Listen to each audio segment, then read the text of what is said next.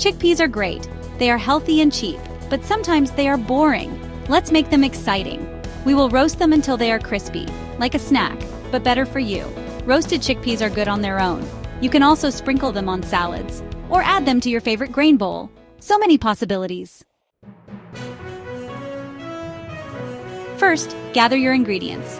You will need a can of chickpeas, olive oil, salt, and your favorite spices. That's it. Open the can of chickpeas and drain the liquid.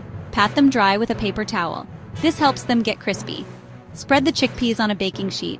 Drizzle with olive oil and sprinkle with salt. Roast in a hot oven until golden brown. Don't overcrowd the pan. Give the chickpeas space to breathe. This helps them crisp up evenly. Now for the fun part, flavor. You can use any spices you like.